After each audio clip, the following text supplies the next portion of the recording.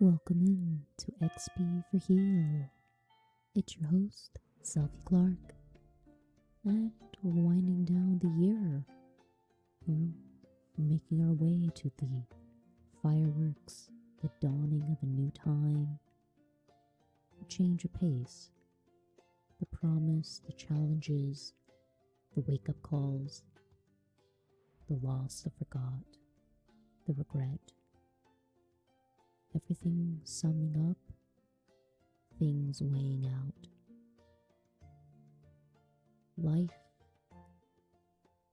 evolving, and the fear, and the new frontier. It's everything and nothing. It's 1 and 0. Thrilling, but it makes you hold your breath still. And we're counting down the time. We're jotting down new thoughts. And I've just finished up my first semester of grad school. Going to set aside some time next week and finish up the finals and see how my grades turn out and whether or not I'm getting to apply to new scholarships and future endeavors. A lot at once, but it presents an opportunity, a chance to overcome and a chance to outshine fear, anxiety, hope, and wonder. So, we'll go into the experience of grad school, how I've done, how I felt, what to expect more, how I've anticipated it, just everything about having the change of heart and idea of going to grad school when 2 years before it was not in my heart to believe I was going. So, The Adventures of Grad School Part 1. Because it would be nice to revisit this as a memory lane once I get to my last semester of grad school. A good way to time and capsule my memories, my thoughts, and relive the experience once more.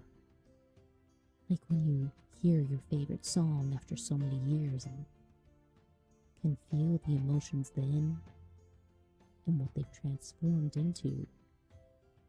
Meeting an old friend, being expired,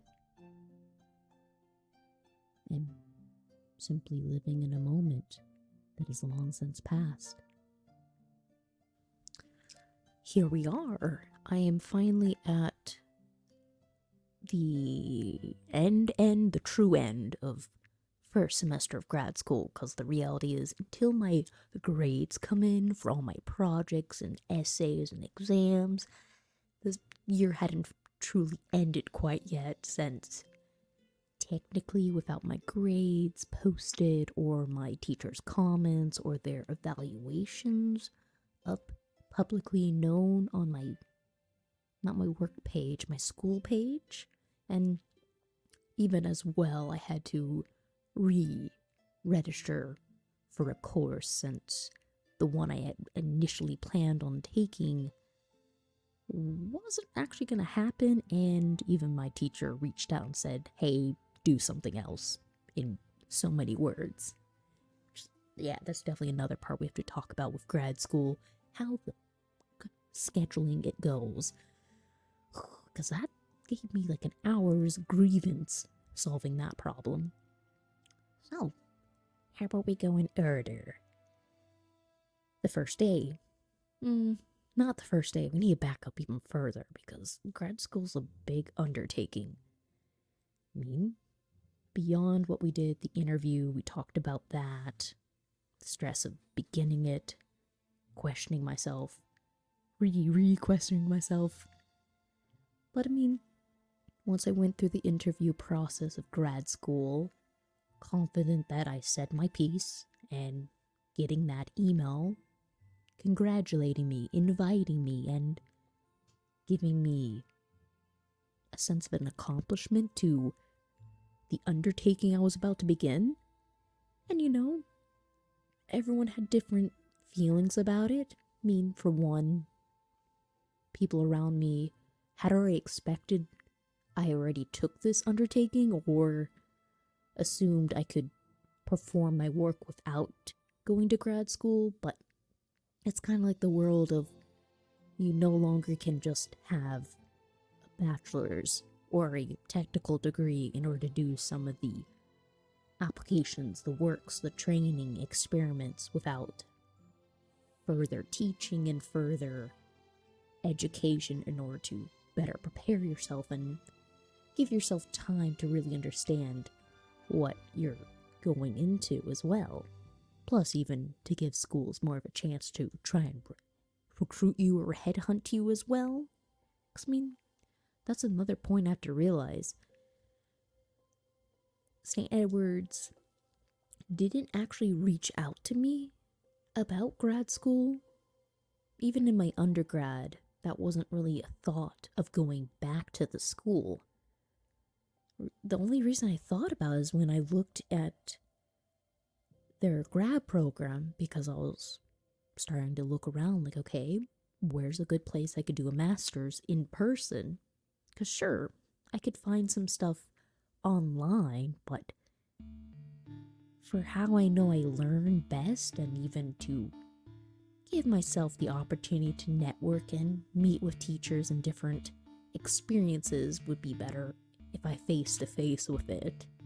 Plus, it would get me out of the house. Honestly, for how introverted I am, I do need to coax myself, pep myself up to leave. But I mean, there's so many video games here, so it's kind of hard to find the incentive outside of exercise to adventure elsewhere consistently, rather than just for a random holiday or something. But yeah, picking out school that I knew I would enjoy, find interest in the subject and the teachers handling the subjects, how it's being approached, how the school is as a whole, my previous experience there, if I felt comfortable on campus, if I felt I would enjoy activities, class settings, the whole experience of it all, which I felt like I would still gain something from the school as well as not hurt myself too much on the bank side.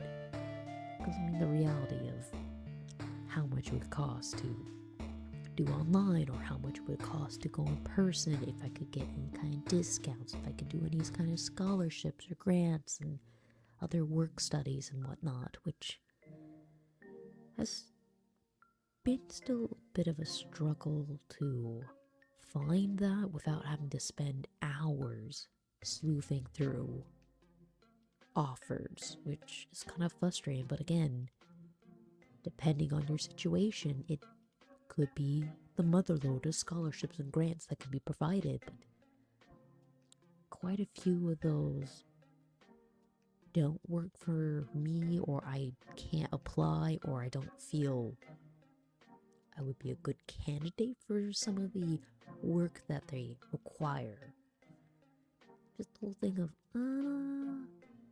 I'm still trying to go to school at the same time. Yes, it'd be great to explore and research and do this, but it's like, I know how I am with time management. As much as it could be great to have this on the side, it means taking on essentially a second job beyond just already having a job and having a job at school too.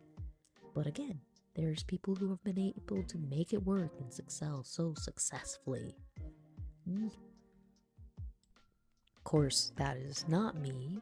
I know I went through my undergrad with a lot of juggling, which shouldn't have happened in the first place, but great, I was able to show in a very toxic, dangerous setting that I could thrive. But the fact of the matter, then, life has changed over and over since then, and even how education and how health and how life in general has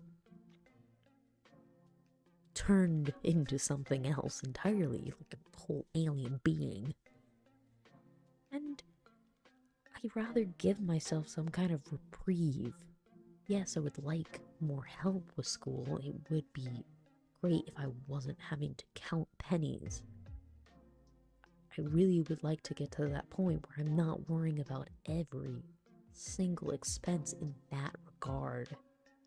To be able to go beyond that and just simply know I'm covered. To even have the experience of feeling I'm covered for this year. That would be a tremendous accomplishment to get to that point in my finances that I know confidently that I'm rock solid, that I can go to school and I can enjoy myself and not have to worry about every time if I'm getting my hours in, if I'm getting the right amount in my income. But I mean, it's a possibility in the future being a year from now, because I have been getting help. I have been choosing wiser decisions financially and how I can help future me, help present me. Of course, it does mean a few times that I have to spend several days scrounging around, doing the work, the tough challenge of asking and searching and writing to see if people would like to benefit from assisting me to go through school. And have to understand the whole thing of, yes, there's the imposter syndrome and thinking, oh, but I don't need it. Like, if I don't take it now, for how much more work I have to put in on top of what I'm already doing just to continue the whole thing of putting the coal in the train. Why am I putting extra coal in right now when I could just simply get better quality coal to go in and it'll last a little bit longer, so I'm not having to shovel as much as quickly. It's an analogy that makes sense in my brain. If it goes over your head, so sorry, I decided to go on train rant. But I mean, that's with just school in general, inflation. Just, it really has made me dance around the idea of other types of work that are at home or digital that could sponsor me, potentially, but again, they come with their own risk factors in them, especially with my job being something I'm in service to others, so I was like, I'll still play with that idea potentially in the future, but at this moment I know it can become a slippery slope if I join in. But even the fact of then I have to do extra work to excel at it.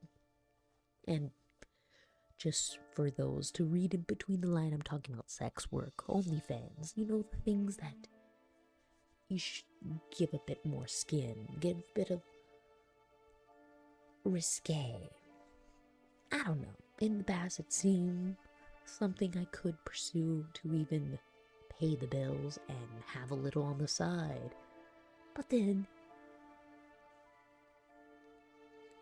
it just seemed like a lot of networking you gotta do, and even with how sites have been very crackdown mode on any kind of service at all, you're like, okay, I will just try to do the good, square, honest work, and you gotta still put in so many freaking hours, and on top of that, doing your homework as well, and all the research school wants you to do, and I'm turning in papers at 5 minutes to the deadline still.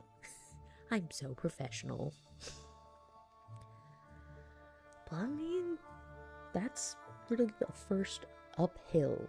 Well, maybe the second uphill, because first deciding where to apply to, and then interviewing into the process, actually putting your money into a deposit, setting up a parking permit, and going to the school and entering the building. You're at that third hill of, now I need to make the grades. retain the knowledge that I'm learning in these classes and see how this first semester goes, because lo and behold, you get into these classes and they talk about how much people will drop out, how much people will probably not succeed, maybe have to take a semester over, that you won't make A's, you won't get perfect grades all the time. You have to be imperfect and okay with having a C- on an assignment or something. And again, it's perfection. Of course, have to work through that because you want to be in grad school, you're striving to do better for yourself, perfect yourself, workshop on yourself. And you have to deal with criticism, but productive criticism as well, effective criticism. And the whole fact of then people are realizing that grad students, even undergrad students, are burning out. But of course, that's even tied into a lot of society, culture, how it's so damn hard to leave your parents' house because of the cost. And even because you keep ending back up there too, so it's like you don't have your own personal space as well. Because that's why I have to make a lot of my videos and games way late at night, so I have some form of quiet and privacy so I can do this. Hey, a little bit of stresses, but yeah, going from that third hill, entering into the classes, realizing making work-life balance, understanding if things have to be pushed to the side because you want to gain a professional degree and you can't just hang out and do whatever. Of course, some people retain this knowledge very quickly, some don't, and everyone has a different pace of where they thrive and succeed, and even the system of education where how you're rated is based upon certain aspects that you may not do in real life.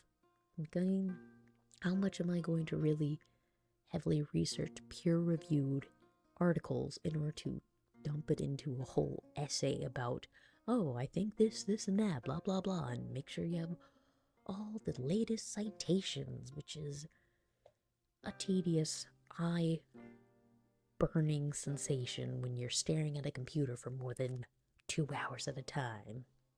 It gets old very quickly.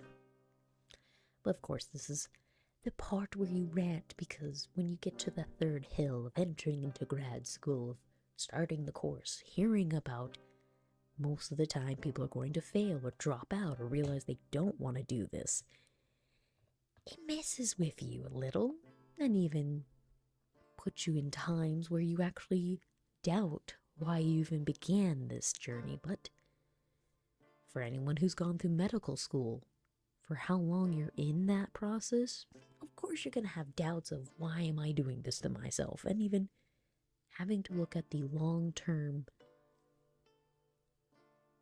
reason, the goal, the success, the journey, or even the ambition that drove you here. Of course, kind of hard to see when you're having to spend years kind of not really living gloriously, just to put it. I mean, that you're having to, as in my case, pinch pennies about whether you go spend 2 hours playing a game just to chill out, or if you spend it researching a paper because you have so much of your hours taken up by work, or having to recover from work, or just not having to drive into town where it's so dangerous. Nah. See, the third hill is just the fiery pit of hell.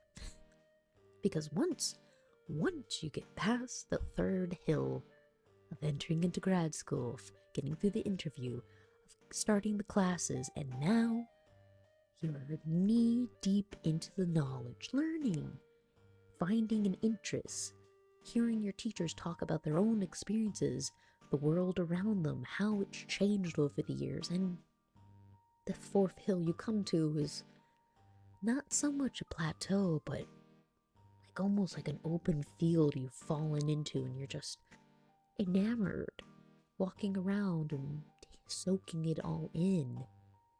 It is a long walk, though, and you can get lost very easily in it if you're not keeping your eye on that next hill, the 5th hill.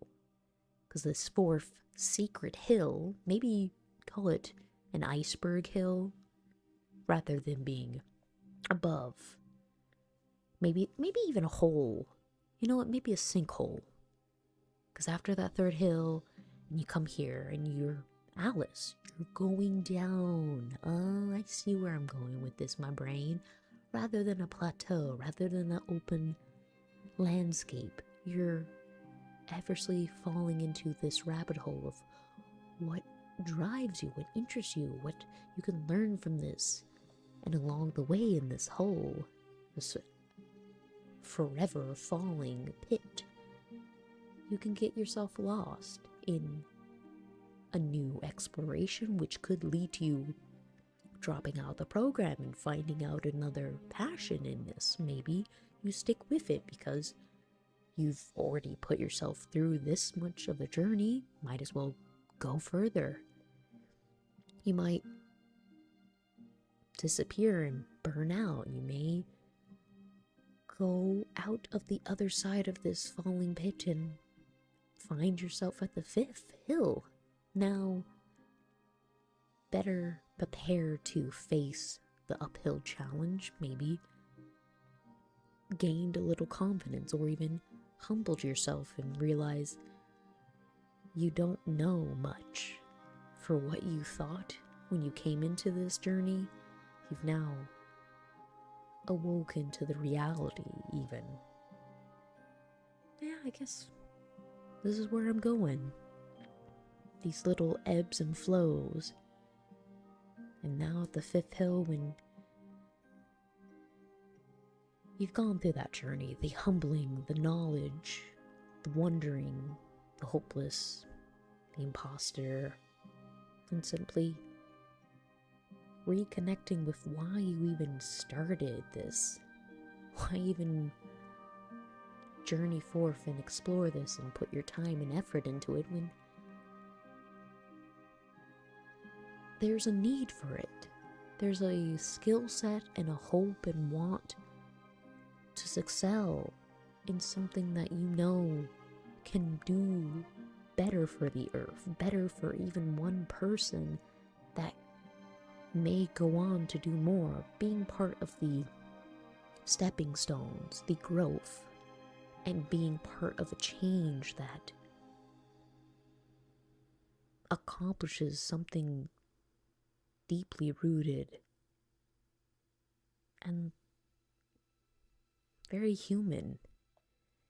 And of course, for a long time, I was interested to look at medical work, but medical work on someone who needs an autopsy. I wanted to investigate why someone died, what happened, the story that they've left behind.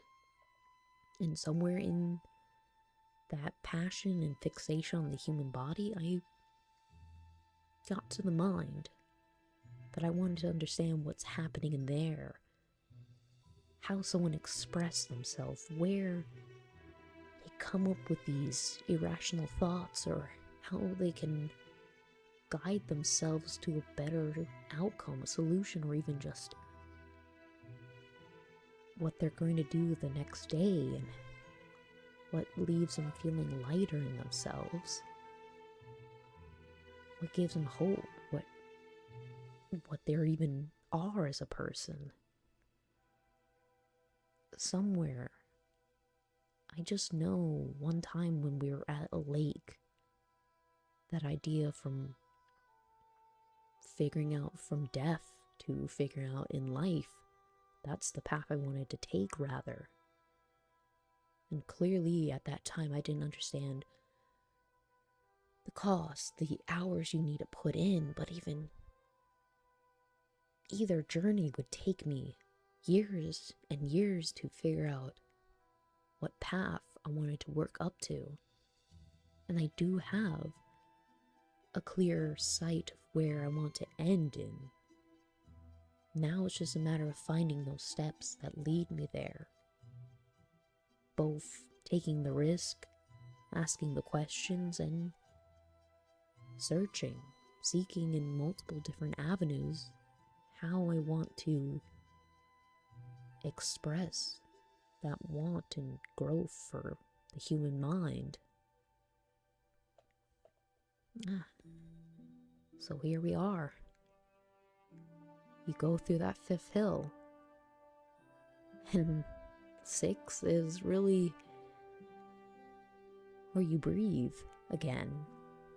You recollect, you regret, you embarrass yourself, and you look back on what choices you made, what actions caused more pain and grief, how you can do better for the next semester, what you could catch up on now, what you need to strengthen on, and what you should take more note of for the future. And 6 is a strange place because it's not that long you get to be in it. But it's enough time for you to ponder yet again from Hill 1 to now Hill 6 that rises up to Hill 7. It may be a lucky number for some. It may be a bit tricky to work through. You're entering back into a scene that you've only just finished, and now you're going back for a second round. And even, of course, if you're introverted, you're extroverted, and ambidextrous, whichever the middle ground is. I've never learned to say the word right. And I mean, if honest, I don't think I'm gonna see the people I had in my class in these next set of courses. If I do, great, but I really know I didn't leave a good or well impression on anyone. I came into it with plans of being talkative and plans of interacting, and yet that didn't happen. I struggled, as usual, to bond or break out of my quiet nature, and rather than speak, I'd rather have listened around what was going on, because I fear every time I talk, I get distracted and I lose sight of the education I need to retain and get close to people. It throws me off of the path I want to take for learning the skills I need. But then you need to bond in some way with people. I know I have the ability to, but I guess it fades and flickers for me. In class settings, it's hard to reconcile the quiet, good kid who listens to the one who simply cracks a joke and maybe asks someone about their day. Again, it's my own problem in that factor, so if I can try and do it 5% less for the next semester, maybe I can improve my chances of forming a better networking system than I did last year. Sure, I have a lot of people's numbers, but that's only because other people took the time and effort to make group chats, reach out to people and talk. I didn't. And I'm sure that's going to come and bite me at some point. So I need to either suck it up and simply be uncomfortably friendly at times in order to put myself out there, or maybe I simply need to get a wing person to introduce me to people. Being an adult and not really understanding how to bond slowly with people. This is why it was great when I had D&D. I was able to be in a sitting area with people in chat, not have to worry about education. I was just having to worry about numbers, which still, I kept getting myself distracted and not rolling the dice correctly. But hey, trial and error. I have to remember that. I mean, I guess that's maybe my 7th hill. Rather than coming back to class, 7th hill is me saying, "Hi, yeah, you may have remembered me from last year, but I don't talk to people." What would be? Well, yeah, I guess we'd be at the furthest we can talk to is 7th hill. Because other than that is to review back from all the hills. I mean, in-depthly. Classes are set. You get your schedule. They pretty much make it where it's like you only are meeting so many times, so show up or fail the class, because if you keep skipping out classes, even with the material online, you're going to miss information that needs to be pointed out. It's not the teacher's job to hold your hand when this is grad school. You're literally trying to make a career out of this field, so you need to be able to problem solve and think on your own, because you're going to be in session with someone who may throw something big at you, and you need to decompartmentalize, listen, be compassionate, feel, and simply give a space that's warm to them. And I know how to do those things, but then going about the nature of this is a business as well, but it's a business of health and growth and healing too. The challenges of my life, because right now it's about the grades. Because let's be real, as much as they're like, oh, you can get a C on a course or two, but it's like, in the overall things, because what if in my journey of school do I decide I want to do a PhD? If I get C's on my grades, that's going to affect my chance of getting a PhD. Because I mean, as much as that idea is really at the back of my mind, it's still a really wonderful idea I want to give hope to still, because I know where that can lead me, living situation-wise, where I could go for that. Yes, educationally it is a lot more work and time, but it would mean I wouldn't have to pay off my student loans yet. I mean, let's face it, the longer you're in school, the longer they can't ask you for all the money back. But of course, depending on interest and blah blah, but it's like, I would like to dream. But of course, having a professional career option rather than a job, going beyond the thing that's paying the bills to the thing that's giving me another purpose rather than the hobbies and activities I have.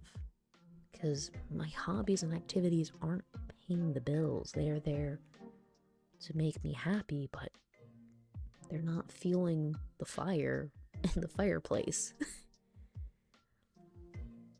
And there you have it.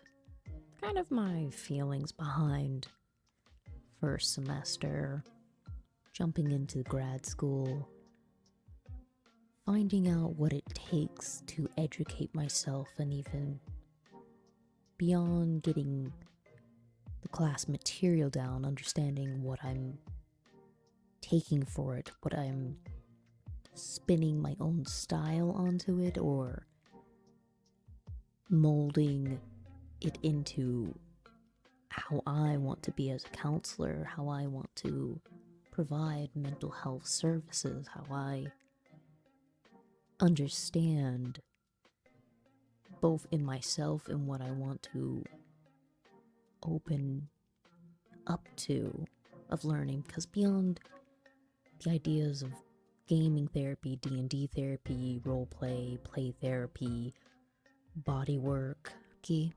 somatic, open, safe spaces of unconditional regard, bringing anime and games into the mix, having a conversation outside, doing projects, building stuff up to break it down. I mean, I have to realize some of these things sound grand and large because in reality, unless I have either a practice or a supervisor or a setting that allows me this flexibility and clientele that want to come in for this, it's going to be hard to put that at the forefront, and that has to be more of the niche things that I add to the side if someone would like to explore into that. Of course, it's not always going to work out in that favor, and really talk therapy, the traditional setting, does work. Yes, it's not the entire setting I want to explore and have my career develop into. It is a good place to start and work on the basics and even where my strengths are, because the reality of me talking up a storm of, oh, I'm going to do this and that, but in actuality of when I get into the place and I talk and I speak and I listen, I could have an entirely different skill set that grows with better strength compared to these niche hobby things I want to grow. And those still can be at the forefront of my training, my practice, but they may need more skills, more mentors to back me up and work on my own signature style. And I still have to balance what I want to do now and what I can do in 10 years. Because the reality of this career option I'm choosing is something I want to be in 30 plus years. Maybe not in the same format in a few. Maybe I change it. Maybe I jump to a different kind of job or go to teaching or school setting. It just depends on what's happening, because again, in the world around us, a huge amount of this needs to be environmental, cultural, social, political conversations, and I need to understand how to ethically bracket, compartmentalize, and even be curious of other perspectives. And I hope I excel at that at the very least. If I can't do certain trainings right off the bat, but if I can be happy, responsive, actively listening, and letting someone explore themselves in their mental wording, and even if they leave or come back, or at least they feel like they've gained tools from whatever we've done in session, then great. But now I'm kind of just at the point of looking around, picking and choosing, and trying to mentally envision this. So in a little while longer, I'll be able to put all this imagination into play. And hopefully I'm able to at least feel good about it. Maybe not excel at it, but at least feel like I've given my all and tried.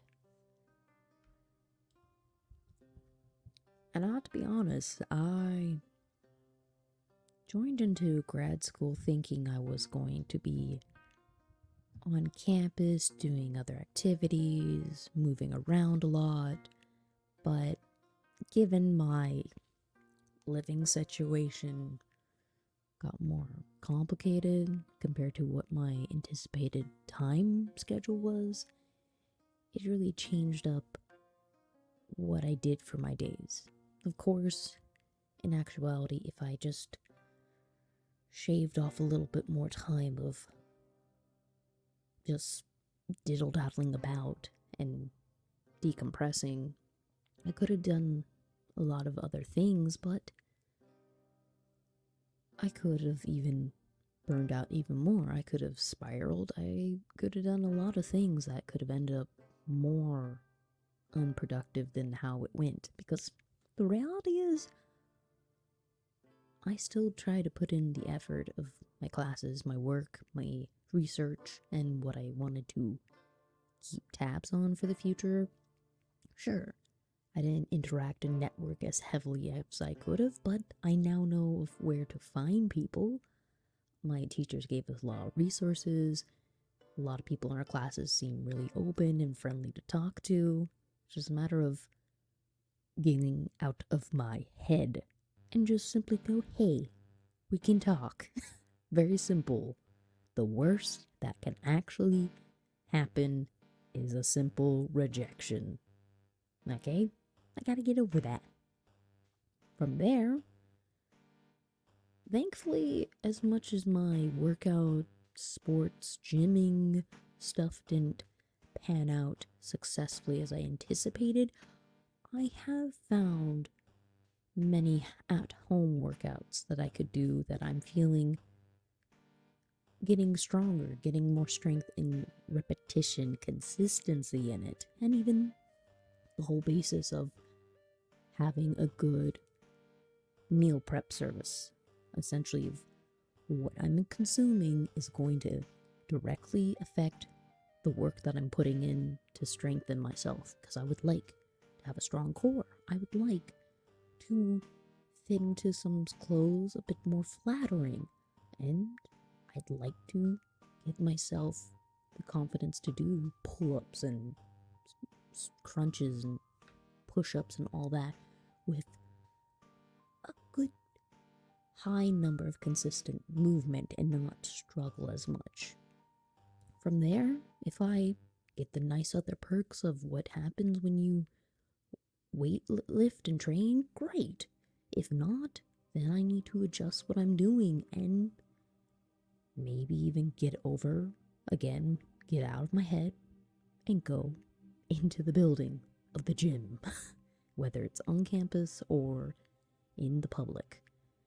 As much as social anxiety says otherwise, because they've got nice equipment, it would really help me. And the whole thing of if I can set aside the time, early or late, for it, why not? If it's something I'm wanting to commit more to as a quote-unquote full-time hobby, it might as well do that and just find somewhere that feels comfortable and I know I can access the equipment without dealing with the public. I'm sorry, I've read so many people's uncomfortable stories of interaction at the gym, and I just don't want to have that. I don't. Obviously you're gonna have someone be like, hey, are you done with this equipment? Great. Normal interaction. Anything beyond that, wanting to talk to me, want to hang out with me, want to do workouts with me, no. No. I want to be the gremlin in the corner trying to learn how to use this stuff by myself. Okay? Oh, the problems with wanting to be around people, but not wanting to be around people, wanting the vibes, the sensation around a crowd, but not to go inside the crowd.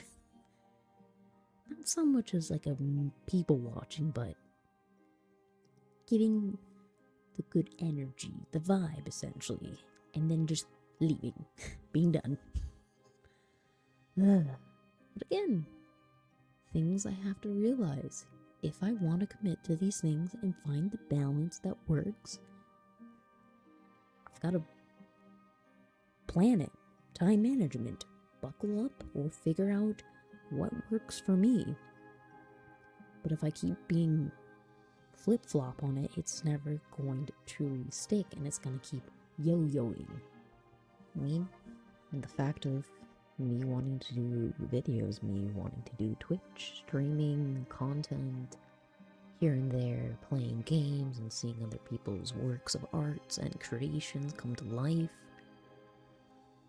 still experimenting with the possibility of voicing things, but that does require more effort on my part to pursue that endeavor, and even continuing this podcast beyond it being for XP.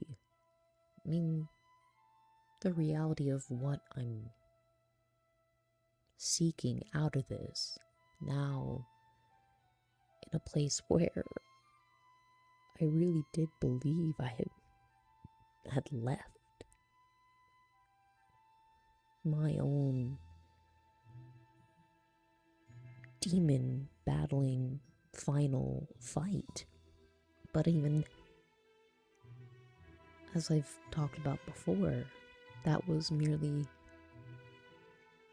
the darkness that was in front of me that pervaded and could be seen from all sides. And now, I mean, it's like the multiverse. Suddenly, from every other place that could be possibly imagined, these other horrors, these other challenges have emerged, and with this newfound realization I can overcome it, and that I have tools to rise above, it is simply the next battle with a new difficulty setting. And this podcast may or will evolve from being something that I can rant at and throw ideas at the wall and see what sticks.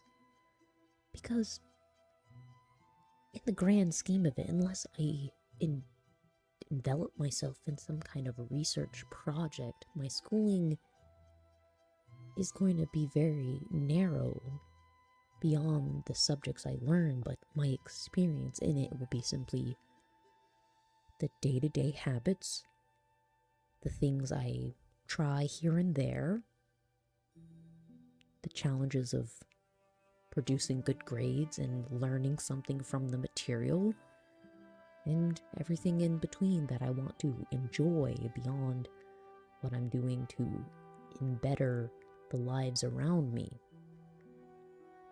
For as much as it's a lot of task on hand,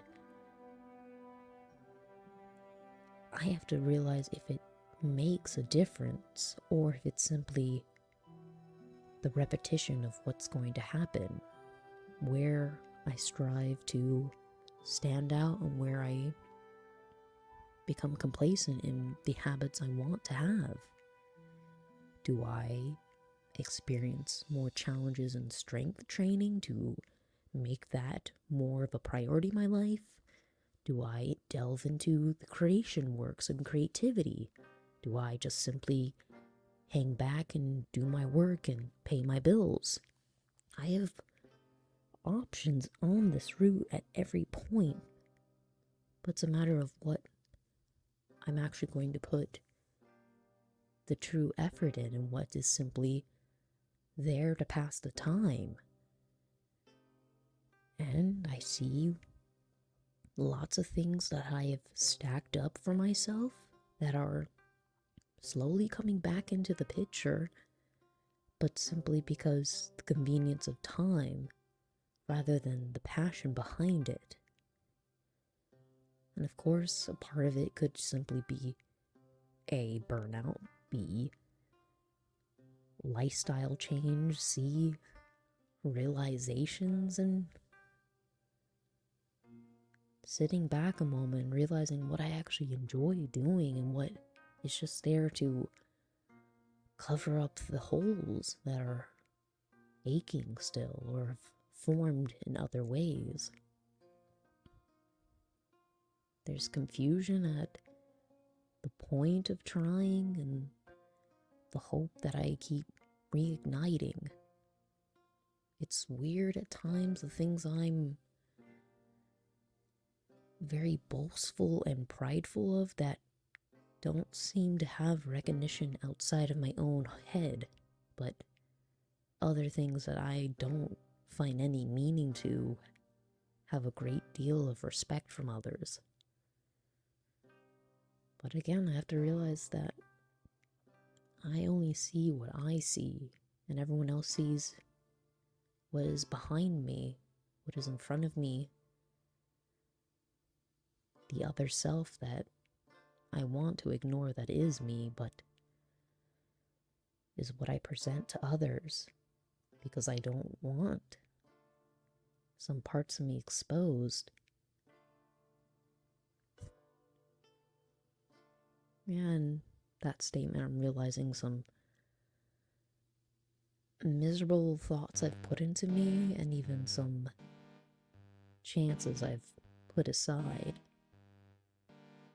But even with that, there's still the growing urge to keep at it, stubbornly maybe, or even hopeful. And even a sense of being curious of what if.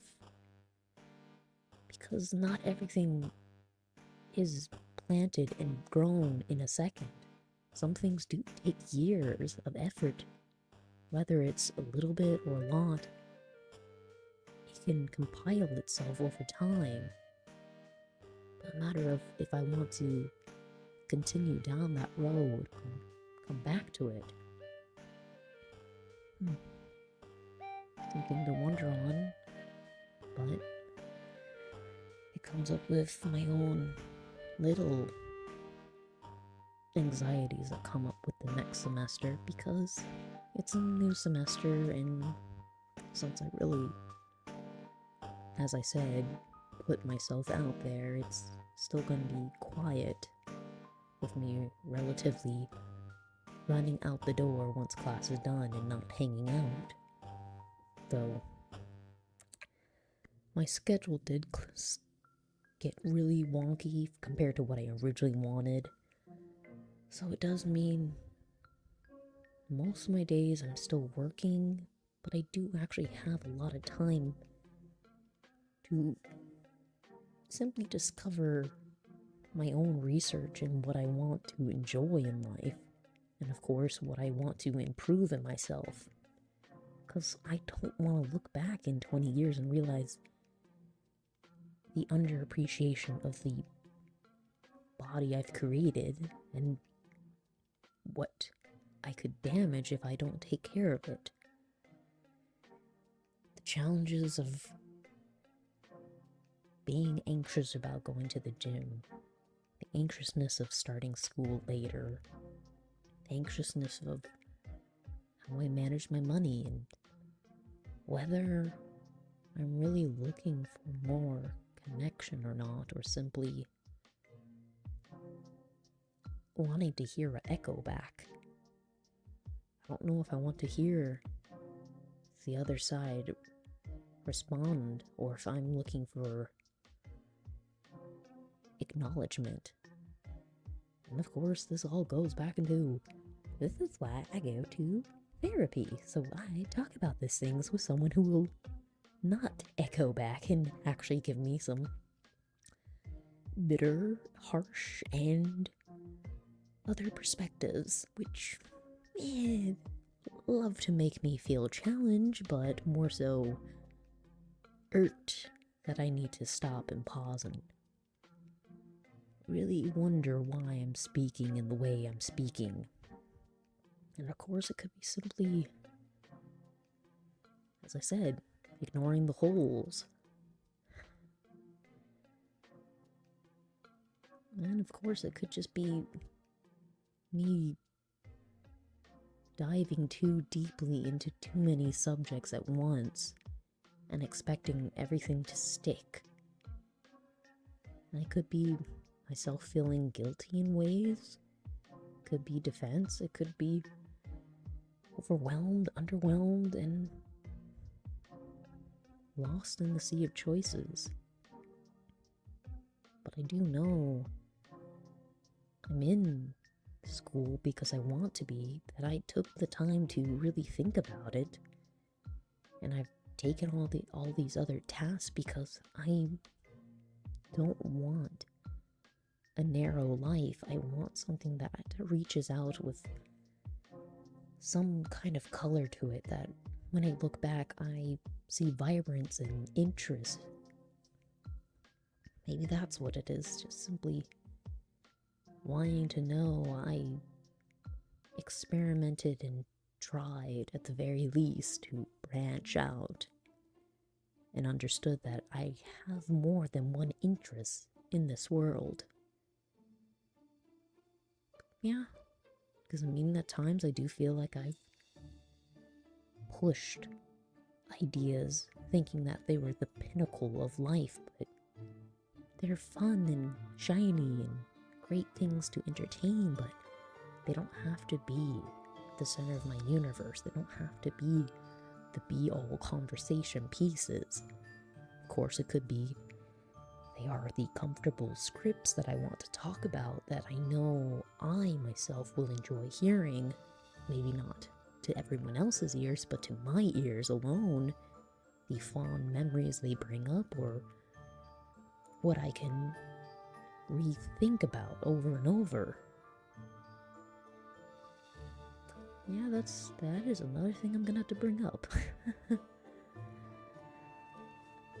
And really, there isn't anything else to talk about for this. This, I thought, would be more extensive to elaborate, but for the things I've talked about, they've been said. I don't want to dissect it further.